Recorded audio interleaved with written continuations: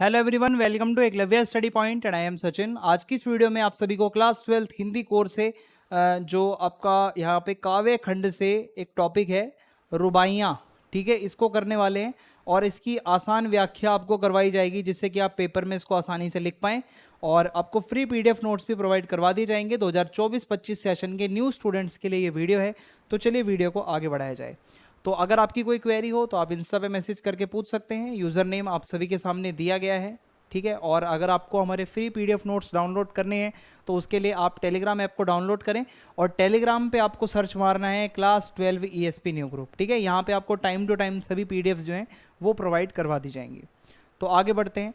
आज का जो हम काव्यांश पढ़ने जा रहे हैं वो हमारी पाठ्य पुस्तक आरोह भाग 2 के अंदर दिया गया है, ठीक है। हमारी किताब का नाम है आरोह भाग 2 और शायर, याद रखना इसको कवि मत लिखना, अगर ये आता है तो ये शायर है, फिराक गोरखपुरी, उन्होंने रुबाइयाँ लिखी हैं, ठीक है। और यहाँ से मैं अब इसके आगे आपको एक्सप्लेनेशन देने वाला हूँ। तो सबसे पहले देखो रुबाइयाँ क्या है। रुबाई उर्दू और फारसी का एक छंद या लेखन की शैली है, एक राइटिंग स्टाइल होता है उर्दू भाषा का, ठीक है, या फिर आप समझ लो फारसी भाषा का एक राइटिंग स्टाइल है। जैसे अपने यहाँ पे कवित्व होता है, सवैया होता है, वैसे ही उर्दू और फारसी में भी एक लेखन शैली होती है जिसको रुबाई कहा जाता है। इसमें क्या होता है, 4 पंक्तियाँ होती हैं, ठीक है। मान लो ये 4 लाइनें होती हैं, तो इसके अंदर 4 लाइनों में इसकी पहली, दूसरी और चौथी पंक्ति में तुक होता है, तीसरी पंक्ति में तुक नहीं बनता।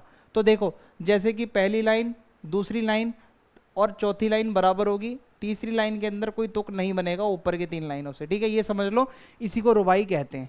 तो ये रुबाइयाँ वात्सल्य रस से युक्त है। वात्सल्य यानी कि कोई प्यार, कोई ममता भावना, कुछ ऐसा इसमें होगा, माँ और बेटे के बारे में दिया गया होगा। तो इसमें नन्हा शिशु है, ठीक है, वो कैसे अटकलियाँ करता है, माँ बेटे की जो कुछ मनमोहक कुछ अदाएँ होती हैं उसके बारे में, जो माँ बेटे का जो एक संबंध होता है वो बताया जाएगा। और इसके अलावा एक एक रक्षाबंधन का जो त्यौहार होता है उसका भी वर्णन किया गया है, ठीक है। तो इसको अब हम समझेंगे अंदर। तो देखो सबसे पहला काव्यांश है, आंगन में लिए चांद के टुकड़े को खड़ी, हाथों पे झुलाती है उसे गोद भरी, रह रह के हवा में जो लोका देती है, गूंज उठती है खिलखिलाते बच्चे की हंसी। तो इस रुबाई में फिराक गोरखपुरी जो कि एक शायर हैं, उन्होंने एक छोटे बच्चे और उसकी माँ का वर्णन किया है कि कैसे एक छोटा बच्चा है, उसकी माँ है और उन दोनों के बीच में ये क्या वार्तालाप हो रहा है इसको बताया जा रहा है। तो देखो भाई, माँ और बेटे के बीच का जो ये है संवाद है पूरा, यहाँ आप समझ लो ये पूरा प्रकरण है, इसको समझते हैं अब हम अंदर से। तो शायर कहता है, एक माँ अपने प्यारे शिशु को गोद में लिए आंगन में खड़ी है, ठीक है। आंगन में एक माता खड़ी है, उसके पास उसकी गोद में उसका छोटा सा प्यारा सा बच्चा है। कभी वह उसे हाथों पर झुलाने लगती है ना, कभी बच्चे को उठा के वो झुला रही है अपने हाथ से, और कभी उसे हवा में उछाल रही है, भाई बच्चे को ऊपर उछाल उछाल के उसको खुश कर रही है, बच्चा भी हंस रहा है और शिशु भी माँ के हाथों से झूले खाकर खिलखिला उठता है ना। छोटे बच्चे को जब आप उठाते हो, उसको ऐसे ऊपर करते हो, तो वो भी अलग ही एक स्माइल करता है, हंसता है, खिलखिलाता है। तो उस बच्चे की ये खिलखिलाती हंसी पूरे वातावरण में गूंजती है ना। जब बच्चे को आप खेलोगे, बच्चे के साथ उसको खुश करोगे, तो उसकी खिलखिलाहट जो है वो पूरे आंगन को एक तरीके से ऊर्जावान कर देती है और चारों तरफ वातावरण में उसकी आवाज़ जाती है।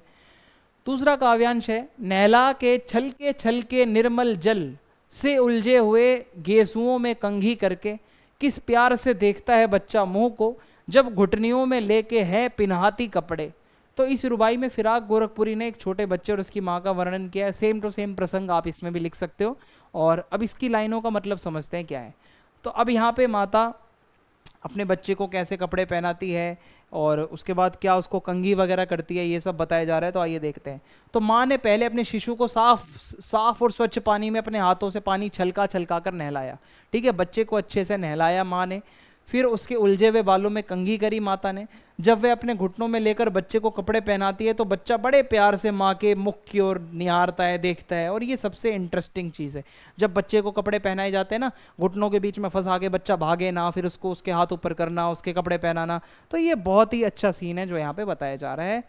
तीसरा है, दिवाली की शाम घर पुते और सजे, चीनी के खिलौने जगमगाते लावे, वो रूपवती मुखड़े पे एक नर्म दमक, बच्चे के घरौंदे में जलाती दिए। तो इसमें दिवाली की शाम का सुंदर वर्णन है जो शायर ने बताया है कि दिवाली का वर्णन, दिवाली में क्या होता है, दिए जलते हैं, आप सभी को पता है। दिवाली दियों का त्यौहार, ठीक है, दीपकों का त्यौहार। तो ऐसा ही कुछ इसमें बताया जा रहा है कि दिवाली का टाइम है, घरों में आंगन में दिए जल रहे हैं, और इसमें देखते हैं क्या है। दिवाली की शाम है, घर पूरी तरीके से एकदम रंगारंग हुआ पड़ा है, पुता हुआ है, सजा हुआ है, और माँ अपने नन्हे बेटे को खुश करने के लिए चीनी मिट्टी के जगमगाते खिलौने लेकर आई है, ठीक है, चीनी मिट्टी के खिलौने लाई है बच्चे के लिए, बच्चा ताकि खुश हो जाए, भाई त्योहार का टाइम है। और उस सुंदर माँ के मुख पर सौंदर्य की एक मधुर आभा है। जो माँ है उसका चेहरा देखते ही बनता है, बहुत सुंदर है वो माँ, और वह बच्चे के खिलौने के बीच एक दिया जलाती है जिससे बच्चा खुश हो उठता है।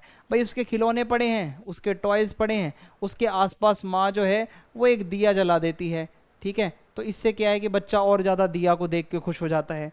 और चौथा है यहाँ पे काव्यांश, आंगन में ठुनक रहा है जिंदियाया है, बालक तो हई चांद पे ललचाया है, दर्पण उसे दे के कह रही है माँ, देख आईने में चांद उतर आया है।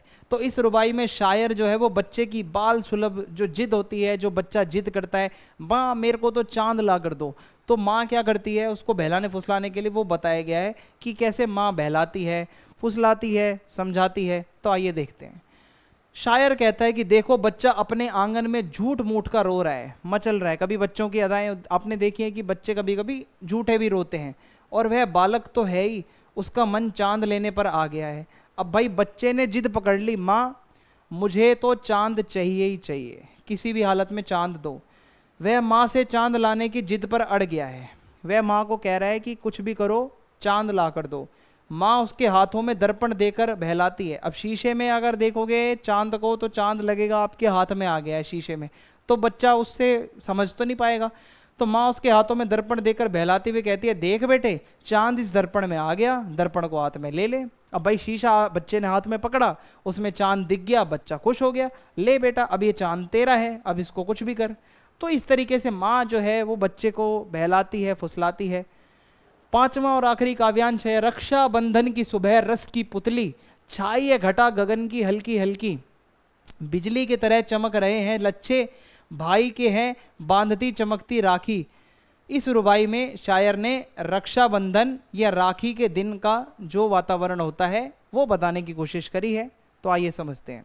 तो रक्षाबंधन भाई बहन का त्यौहार, जो बहन एक राखी बांधती है, कैसा सुंदर माहौल होता है वो यहाँ पे शायर बताने की कोशिश करता है। तो शायर कहता है, आज रक्षाबंधन का दिन है, आकाश में काले बादल हैं, हल्की हल्की घटा छाई है, यानी कि बारिश हो सकती है। नन्ही बालिका जो रस की पुतली जैसे मधुर है, उमंग से भरपूर है, एक छोटी बच्ची है, ठीक है, बहुत सुंदर सी प्यारी सी बच्ची है, और उसने पाँव में लच्छे पहने हुए हैं जो बिजली की तरह जगमगा रहे हैं। मतलब भाई पूरा एकदम रेडी होकर घूम रही है छोटी बच्ची, और वह खुशी से अपने भाई की कलाई पर राखी बांध रही है। बहुत सुंदर एक वो बताया जा रहा है कि भाई रक्षाबंधन का टाइम है, छोटी बच्ची रेडी हो रखी है और अपने भाई को राखी बांधने के लिए जा रही है। ओके, तो इसी के साथ यहाँ पे ये हमारी जो रुबाइयाँ हैं ख़त्म होती है। वीडियो पसंद आई है तो चैनल सब्सक्राइब करें, वीडियो को लाइक करें, और फीडबैक लिखने के लिए कमेंट बॉक्स का यूज़ करें, और वीडियो को अपने दोस्तों के साथ आप शेयर कर सकते हैं। जय हिंद, जय भारत, मिलते हैं नेक्स्ट वीडियो में।